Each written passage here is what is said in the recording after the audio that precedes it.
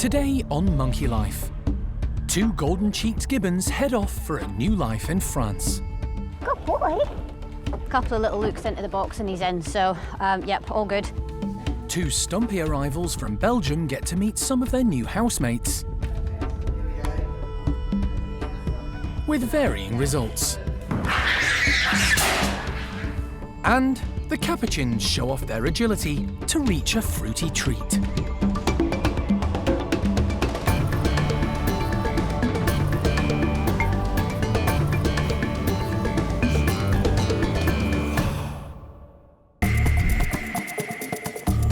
Monkey World in Dorset, buried deep in the English countryside, is the largest sanctuary of its kind on the planet.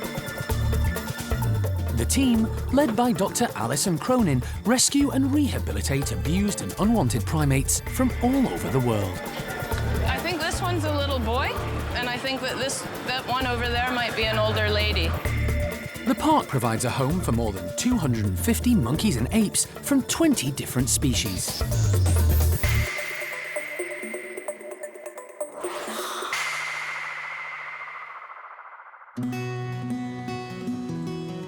It's 6 in the morning, and today is a momentous day for the team at Monkey World.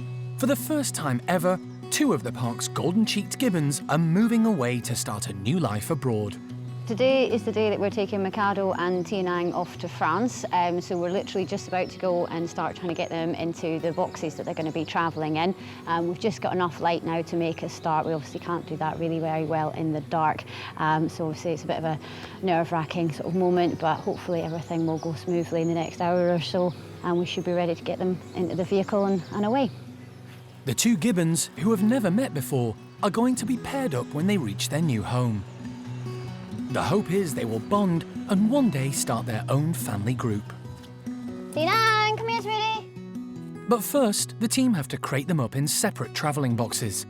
Young female Tianang has never been away from her parents before, but the team are hopeful she'll cooperate.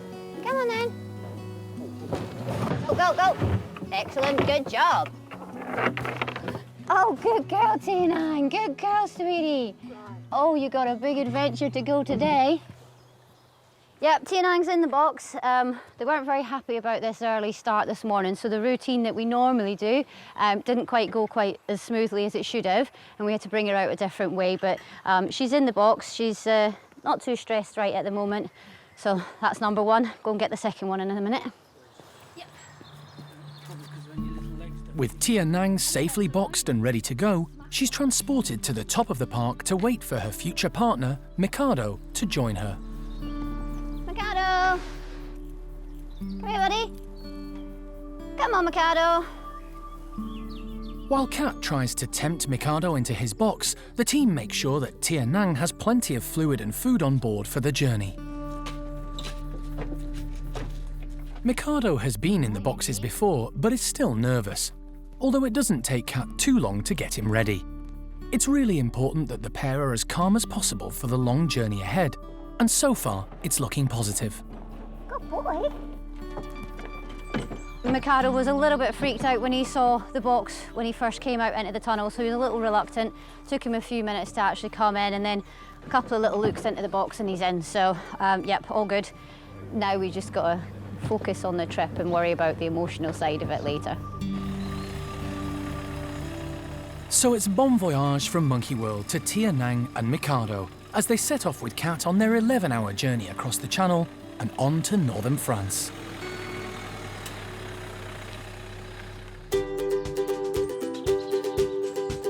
As two primates leave the park, another pair who arrived some while ago, stump-tailed macaques Freddy and Toto, have been getting to know each other.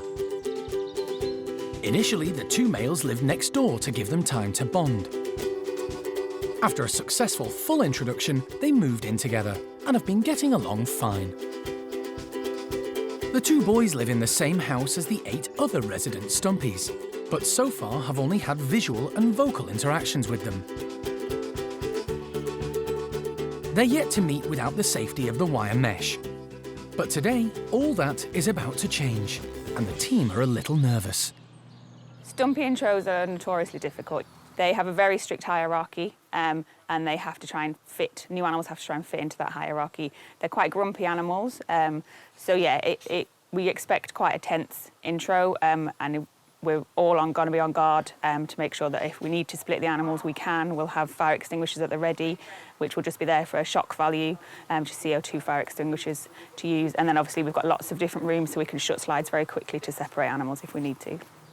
To keep the introductions as stress-free and as calm as possible, they've decided to let the two big males meet first. They are Sam, who's the current leader, and the impressive-looking new arrival, Toto. The rest of the established group are kept outside in the sunshine, while Freddie remains on his own in the smaller enclosure. Yeah.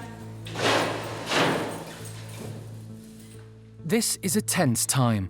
Stumpies can be quite aggressive. The park's elderly bunch don't have good teeth, but they can still bite and inflict injury if they clash. Okay, here we go. The team aren't taking any chances. Straight away, both males head across to check each other out. Boy, Sammy. Toto cuts an impressive figure, and it's Sam who submits first.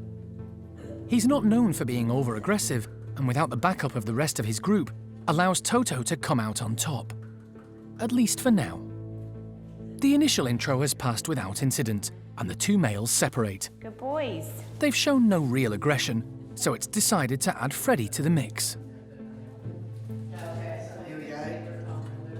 He seems to have an older and wiser head on his shoulders, greeting Sam with a few lip smacks, keeping everything low-key and showing good stumpy etiquette.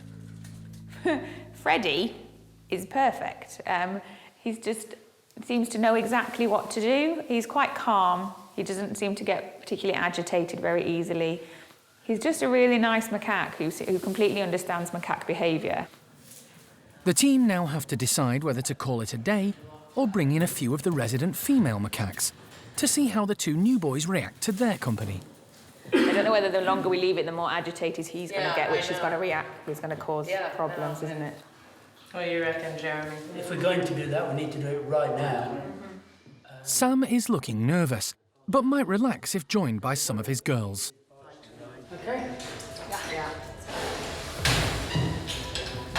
But the introduction of dominant female Kelly and Noreen causes the first signs of upheaval. While Freddie once again shows good stumpy etiquette as Kelly submits to him, Toto's at a bit of a loss. And when Sam tries to show him who's boss and bites his foot, he lashes out.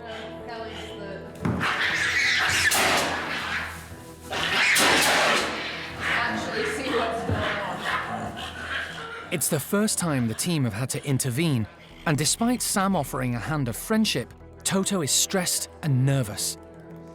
His initial behaviour when introduced just to Sam may have been just bluff and bravado. He's going to be the one we need to keep a watch over now. He obviously comes in, looks very impressive, looks big and looks strong, but the other guys then realise that actually he's a bit like Marshmallow Man. He doesn't really know what he's doing, and he doesn't really know how to behave or how to be a dominant male. So in time, that could mean that they could gang up on him a little bit, but we just need to make sure we keep a very close eye on him, making sure he is still getting interactions. Toto's seen enough for one day. He decides to seek refuge outside in one of the tunnels, while Freddie makes the most of all these new friends. Over the next few days, Alison, Jeremy and the team will decide when the two new Belgian Stumpies should meet the rest of the group.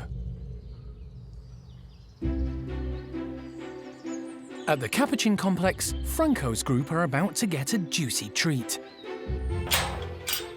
Primate carekeeper Jill is putting fresh clementines all around the enclosure. Some are still whole and others cut in half.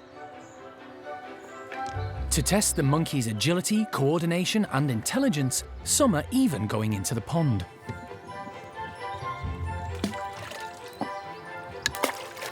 If they want this fruit, they're going to have to work just that little bit harder for it. Capuchins are renowned for their problem solving. They're really, really clever. So we're hoping they're going to be using their tails a little bit to obviously hang off of the hosing and reach down to be able to get the oranges out of the water.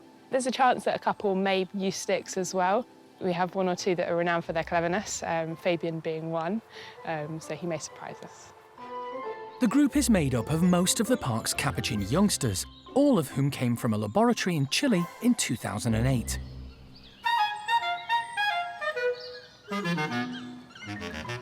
There's plenty of fruit to go round, and each capuchin demonstrates their own way of tackling the citrus snack. Lucy's table manners are impeccable. Using her fingers, she carefully peels and removes the skin before separating the segments and popping them into her mouth.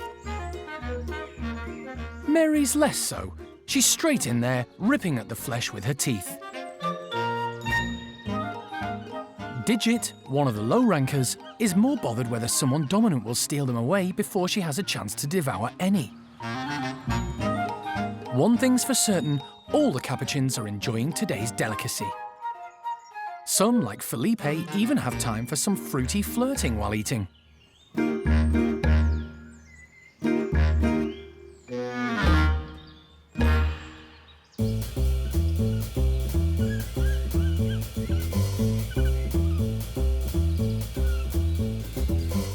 But it's the clementines in and around the pond that test the capuchin's core strength and agility.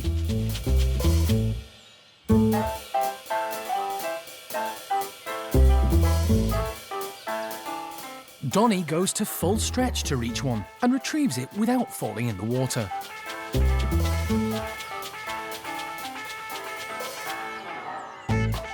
Felipe holds on with both feet and his strong prehensile tail. Fabian goes one better. His tail is the only anchor point as he manages to grab a fruit with his fingertips. Fiona is being greedy. She's nabbed 3 from the floating bucket, but in her haste, drops one back in the pond. The clementines are a hit. So much so that many of the group spend ages searching for any last scraps that might have been missed.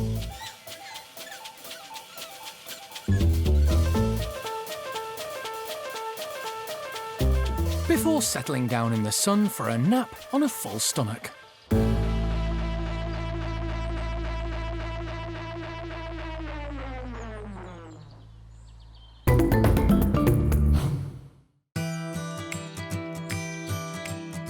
Life at the park for the chimps is often a pretty relaxed affair. Their days normally consist of eating, grooming, and generally having fun. But chimps are volatile by nature, and sometimes things can get a little out of hand, resulting in cuts and scrapes. Last week in Hananya's group, female Cookie cut her finger badly, and it's not healing as well as staff had hoped. They want vet John Lewis to have a look at it. She's caught it a couple of times, so John's just going to try and tidy up the wound, maybe remove the nail, which is sticking out at an angle, just to prevent that finger becoming an issue in the future. We've isolated her, we've let the rest of the group out. She's pretty good when it comes to operative conditioning, so we're confident that she'll take a hand injection, and then John can see what he can do to tidy up the finger. If Cookie's cut is as bad as staff fear, John may need to perform surgery, so he isn't taking any chances. It's not really a sedation, this is an anaesthetic, because I need to be able to get hold of the end of that finger, manipulate it and see what the surgical possibilities are. Probably not very many, but it'll be painful. Cookie is approximately 20 years old. She came to the park in 2004, after the late Jim Cronin, Monkey World's founder, discovered her in a marina in Bodrum, Turkey. She was living on a boat and seemed pretty much to have the run of the vessel.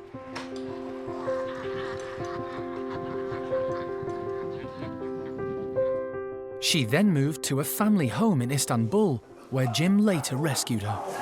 Hello, dog. How are you? Now in Hananya's group, she's fairly low-ranking, but gets on well with most other chimps.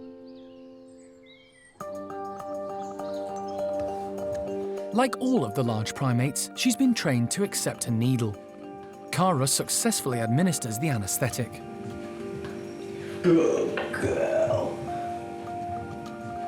Once Cookie is down, John can check her over and, if necessary, perform any surgery needed on site in one of the rooms in the chimp house.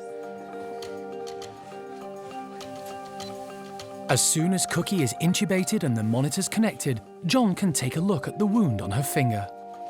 Now then, what have you done? It's immediately obvious to John what needs to be done. I'm going to try and remove that bit. The bit that she's almost severed through, because of, at the moment, she's at risk of catching this all the time.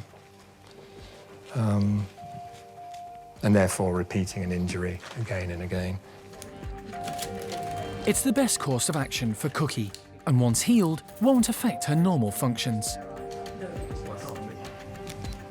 She will be sore. John works quickly, but is careful not to cause too much bleeding. Cookie will be returned to her family group as soon as possible, and they don't want the wound to open up again. Oh, I'm not going to do much with that except cauterise it with potassium permanganate, and that's job done. That's good, John. Yeah, I think we're doing all right. And that's not bone. That's the nail bed, is it? Well, I think... Can we get rid of that? Just trim Let's it back. cut it and see what happens. To make for a cleaner job, John removes the nail bed as well. The procedure has gone well, and luckily, Cookie doesn't need stitches.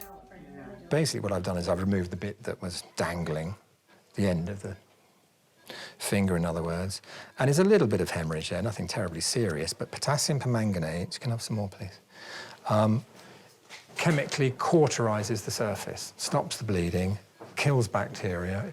It's amazingly old as a treatment, but it's very effective. And you have to be very practical with chimp wounds. I mean, they are very tough and they heal extremely well. And if you try and put anything fancy on there, or preparations which need reapplying every 12 hours or every day, I need something which works now.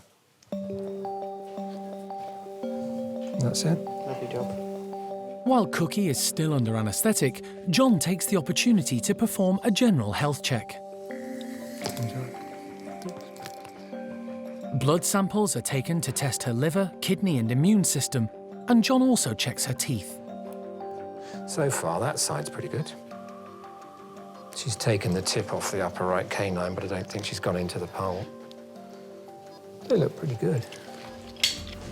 She looks in good condition. Care staff are happy with her general behaviour in terms of eating and activity and so on. It's just we have to intervene when bits are hanging off, that's all. Life as a chimp. Cookie is returned to a back bedroom and given a wake-up drug. She will remain isolated for the next few hours. Once staff are satisfied she's recovered, she can rejoin her Nanya and the group and hopefully carry on with life as normal.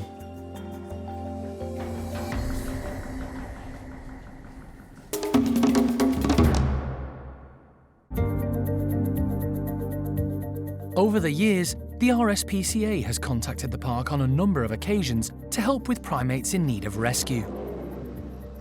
Squirrel monkey Charlie was one, and more recently, common marmoset Moon. The team has a great success rate with such new arrivals. Rescued marmosets Milo and Clyde both overcame their bad starts in life and went on to adopt other young new arrivals. Last night, Alison received a phone call from the animal charity asking her to take in a ring-tailed lemur found at a house in Somerset. Welcome. Yeah. RSPCA Inspector John has brought the lemur along to the park. He had been without food for days, and his lemur companion had died. The male is traumatized, and the priority is to get him safe and warm in an inside bedroom of his own. He'll need to be kept isolated, away from the park's other lemurs for the time being, so the team can monitor him and check his health. There you go. For now, he's being housed in some spare bedrooms at a capuchin house. Hey, little man. It's a lot for this nervous lemur to take in after all he's been through, but he slowly makes his way out of the crate and into the bedroom. It's going to take time for him to settle into his new surroundings, but he's pretty alert and inquisitive, allowing the team to take a proper look at his physical condition. You want your teddy? Oh, he's got a very broken tail. Wow, badly broken tail. Yeah. It's just tragic that these, animals are being bounced from pillar to post into people who don't know how to care for them properly, and they always end up neglected and or abused. This lemur's quite frankly lucky to be alive because he's sort of been left in a shed at this place for a few days now. It is a male, so that's a good thing. It means that we can introduce him to our group at Malagasy. So I'm pleased that he's made it, and he looks relatively calm, and other than having a very badly damaged, broken tail, externally he's looking bright-eyed and pretty good. For the next few days, the lemur will be kept in this house, whilst he undergoes all the necessary health checks. This will also allow Karen and her team to interact with him and hopefully earn his trust. It won't be easy for him, especially after recently losing his companion, but it's crucial he's given a clean bill of health to allow him to eventually meet and live with others of his own kind. Primates are social animals. They need to be with others. They don't do well kept on their own. We have had a lot of animals come in, a lot of primates come in, but because they've been kept on their own, have psychological issues. So obviously we don't want to make that any worse for him, but we have a duty of care to our animals as well, and we have to make sure we're not passing disease into our groups. So it will be difficult for him for maybe a week, but we have to protect all our animals. He will just have to stay here, and we will spend more time with him, and hopefully by us spending more time with him, he'll become more confident with us, and we'll hopefully be able to be some support to him before he gets into the ringtail troop. So it's a lot of change for this lemur, but at least he's now safe with people who understand his needs. All the team can hope for is that once he's settled, they'll be able to introduce him to their other ring-tailed lemurs and give him the life he deserves.